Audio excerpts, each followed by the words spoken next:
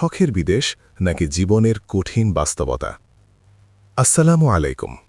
আমাদের দেশের প্রতিটি অলিতে গলিতে, চায়ের দোকানে বা মধ্যবিত্ত পরিবারের ড্রয়িং রুমে একটা স্বপ্ন খুব পরিচিত, সেটা হলো বিদেশ যাওয়া।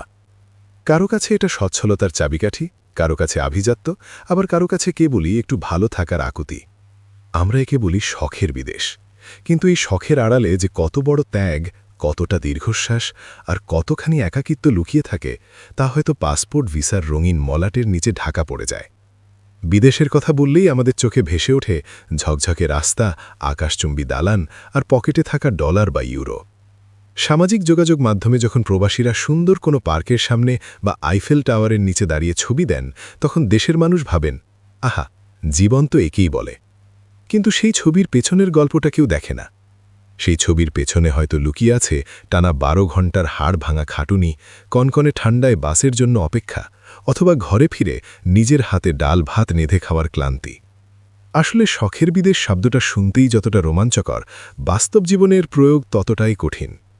একজন মানুষ যখন দেশ ছাড়ে, সে শুধু একটি ভূখণ্ড ছাড়ে না, সে তার শৈশব ছাড়ে, মায়ের হাতের মমতা মাখানো খাবার ছাড়ে, বাবার শাসন আর বন্ধুদের সাথে কাটানো সেই বিকেলগুলোকেও বিসর্জন দেয়। বিদেশের মাটিতে পা দেওয়ার পর প্রথম কয়েক মাস হয়তো নতুনত্বের নেশায় কাটে, কিন্তু যখন উৎসব আসে, যখন দেশে ঈদ বা পূজার আমেজ ছড়িয়ে পড়ে, তখন বিদেশের সেই শৌখিন জীবনটা বিষাদময় হয়ে ওঠে।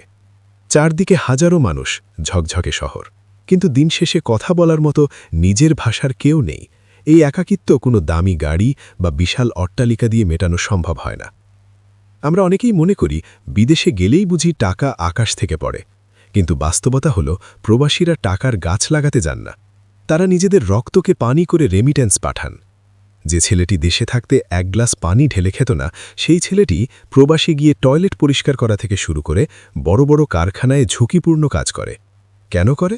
নিজের শখের জন্য নয়, বরং দেশে থাকা পরিবারের মানুষগুলোর মুখে একটু হাসি ফোটানোর জন্য।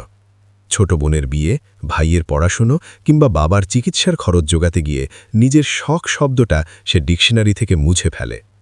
আবার বিদেশের জীবন মানেই এক যান্ত্রিক যুদ্ধ, ঘড়ির কাঁটার সাথে পাল্লা দিয়ে দৌড়ানো।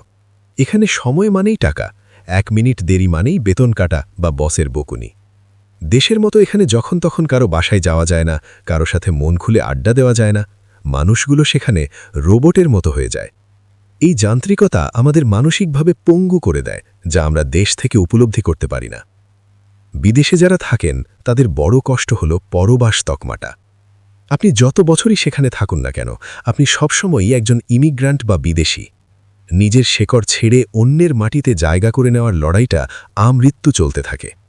বর্ণবাদ থেকে শুরু করে সাংস্কৃতিক পার্থক্য, প্রতিটি পদে পদে নিজেকে প্রমাণ করতে হয়। তবুও মানুষ যায় কেন? কেন এই শখের বিদেশ? কারণ আমাদের সমাজ সফলতার মাপকাঠি নির্ধারণ করেছে বিদেশের উপার্জনকে দিয়ে। আত্মীয়স্বজনরা যখন জিজ্ঞেস করে, ছেলে কি করে, তখন বিদেশে থাকে বললে যে গর্বের আভা ফুটে ওঠে, তা দেশের কোনো সাধারণ চাকরিতে পাওয়া যায় না। এই সামাজিক চাপ আর উন্নত জীবনের মরীচিকা আমাদের তরুণ প্রজন্মকে বিদেশের পথে ঠেলে দেয়। কিন্তু মনে রাখা জরুরি, বিদেশ যাওয়াটা কোনো সমস্যা নয়, সমস্যা হলো ভুল ধারণা নিয়ে যাওয়া। আমরা যদি মনে করি বিদেশ মানেই আরাম আয়েশ, তবে আমরা ভুল করছি। বিদেশ হলো পরিশ্রমের জায়গা, নিজেকে নতুন করে গড়ার জায়গা। তবে সেই গড়ার পথে হারিয়ে যায় অনেক কিছু। যে বাবা বিদেশে সন্তানকে পাঠাচ্ছেন বড়লোক হওয়ার আশায়, তিনি হয়তো ভাবছেন না যে তার শেষ বিদায়ের সময় সন্তানটি পাশে থাকতে পারবে কিনা। যে স্ত্রী তার স্বামীকে পাঠাচ্ছেন, তিনি হয়তো জানেন না বছরের পর বছর একাকিত্বের যন্ত্রণা কতটা কঠিন। পরিশেষে এটাই বলবো, বিদেশ কোনো রূপকথার দেশ নয়, এটা একটা বিশাল সংগ্রাম ক্ষেত্র। আমাদের দেশের রেমিটেন্স যোদ্ধারা যে শখের বিদেশের কথা বলে দেশ ছাড়েন, সেই শখ পূরণ হতে হতে অনেকের যৌবন ফুরিয়ে যায়। তাই বিদেশ যাওয়ার আগে আমাদের ভাবা উচিত, আমরা কি আসলেই সেখানে শখ পূরণ করতে যাচ্ছি, নাকি কেবল পরিস্থিতির শিকার হয়ে এক অনিশ্চিত গন্তব্যে পা দিচ্ছি।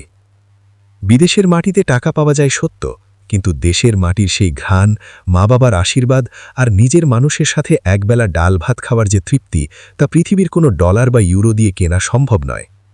শখের বিদেশ হোক বা প্রয়োজনের বিদেশ, যে কোনো সিদ্ধান্ত নেওয়ার আগে নিজের শেকড় আর বাস্তবতাকে চেনা বড় প্রয়োজন। কারণ দিন শেষে মানুষের সব শখ মিটে গেলেও নিজের দেশের প্রতি টান কখনো মেটে না। ভিডিওটা ভালো লাগলে লাইক করুন, বন্ধুদের সাথে শেয়ার করুন আর এই ধরনের আরও ভিডিওর জন্য আমাদের চ্যানেলটি সাবস্ক্রাইব করতে ভুলবেন না ধন্যবাদ Yeah.